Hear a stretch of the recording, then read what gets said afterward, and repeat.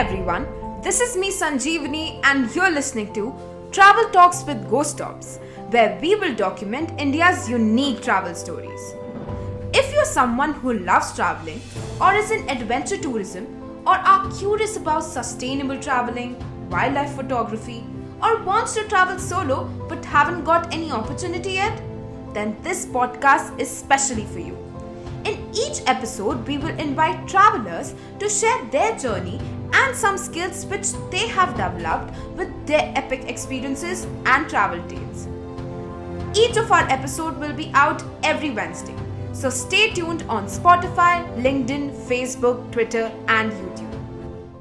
Hey everyone, my name is Sanjeevani and welcome back to yet another episode of Travel Talks with goSTOPS. In today's podcast, we have two very interesting guests who have a very cool startup called the Bike Tribe.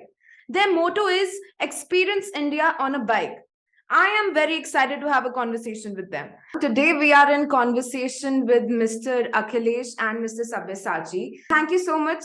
We are so excited to have you on our podcast today and can't wait to have interesting conversation with you. How did you start and how this idea of the Bike Tribe came? We began in August 2020 during the lockdown. So we were born during those times. Sabyasachi and me have been colleagues in the past. So we work for this travel company based in Australia, handling tours in India and Nepal and across the world. So met there, we worked as tour leaders or tour managers, and we led walking, sightseeing, and traveling tours, and even cycling tours as such. During those times, we always had this idea of doing something like this for ourselves. Keeping in mind, we also come from an adventure background. Sabyasachi, he's worked in scuba diving and mountaineering, and I also come from a rafting and an adventure background. So we always were very passionate about it, cycling as such. But we never worked on the idea because we were working for somebody else. So Yeah. you don't get time to, follow your own projects or goals or whatever. When the lockdown came, when COVID began, so it was a blessing in disguise for us.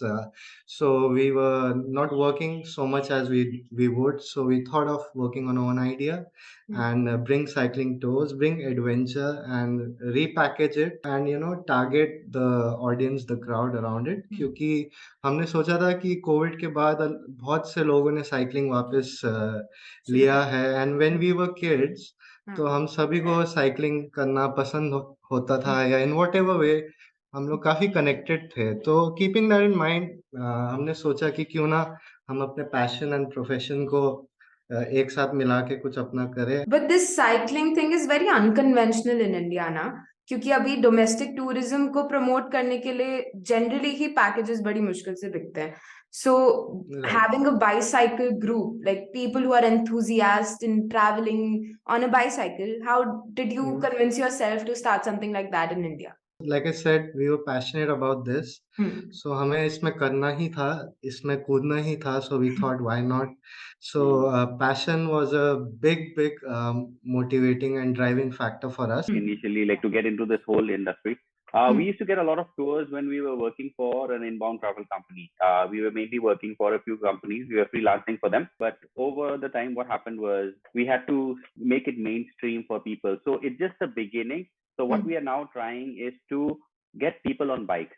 So we are doing this like, pay as you like tours, and for the domestic market, because we don't want to just make it for the international market alone. International travelers, they don't mind doing a cycle tour. Yeah. They are happy to do something like that because cycle tour is like a slow paced tour, and where they don't have to sit in the bus all the time. But we do have a support vehicle where they sit there, and then they get to explore not just the monuments of the country, but also go into the interior parts of the country and see what people are growing, how people live, where do kids go to school, and all of these things is a real life experience, So we have tours all over India, like, Kerala, Northeast, Manali, Leh. We do day tours in Delhi itself, and we get most of the guests who are already living in Delhi, because we go to places where people have not even experienced like going there. All of the things in a sustainable manner, because cycling tours again adds a lot to the whole environment, Yeah. So we are trying to now like just educate people and make them have fun, like how in our childhood days, as Akhilesh said, going on a bike, you always had so much fun going around. Yeah. So people have forgotten days with that because, on the fast-paced life nowadays, people are just going in their cars every day. So just bringing back, like, you can do so much more than just cycling around your own neighborhood. You can explore so much more. What all fun activities do you do while you're on a biking tour? What happens is on our tours, cycling is the medium of travel, and cycling is, the backbone of what we do, our operations. But you can always combine other elements. You can combine rock climbing, camping experiences, rafting when you go to Rishikesh, or maybe hiking at places. So on all our tours, there are such elements involved. So, how do you plan your itineraries? Because, as you said, that there are a lot of experiences, then adventure also included, and then I'm sure you might also have a lot of first aid and everything requirement because they are on the road themselves. We map it all out. Like, we have been there personally. We map it all out. We check the elevations and the downhills, and like we know the routes thoroughly. Because before even guests get there, we need to know, okay, now there's an elevation coming. This is how you need to change your gears to. This is how you do it. For our day tours, we don't have support vehicles because, again, we don't need them.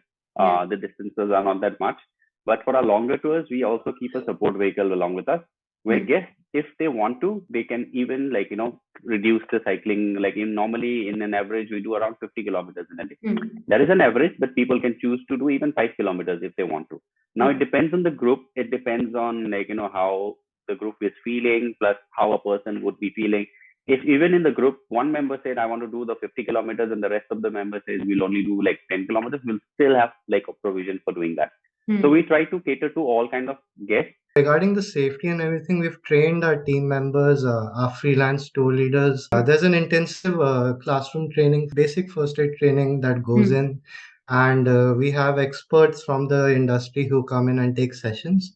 So, our audience who is listening, as we are a youth backpacking hostel, so a lot of listeners are into adventure, and you yourself are from an adventure background. So, how can they get into a company like yours? To get into these companies and start working maybe as a tour leader, that it requires experience. So I would advise people to start from the lowest level. That's the best thing to do.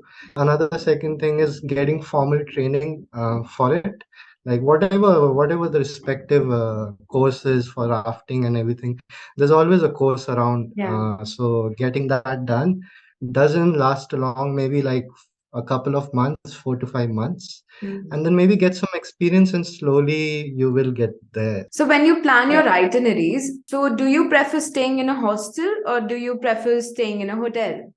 Both, actually, because we have different categories of tours. So the same itinerary, we can have it in a basic like category, where this is more of, we are targeting to the younger crowd.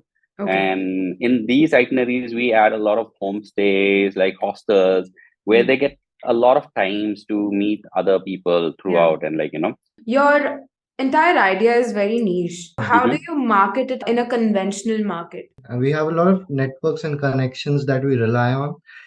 Being from the industries, it makes it a bit easier for us. But we also rely on digital media and digital marketing platforms. We rely heavily on social media to attract the domestic crowd. So mostly it's important. What is important is the word of mouth still.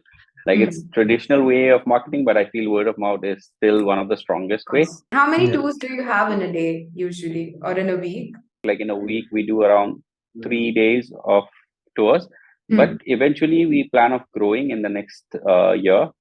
I'm sure. Is there anything that you want to end this podcast by motivating people to cycle more? People should take out time. I mean, these days everybody's busy and everybody's doing well also, but we feel one needs to slow down once in a while. So maybe weekends, maybe weekdays, whenever there's time. So whatever you get to do, whatever makes you happy, hobbies, following your passions, following things that you did as a child.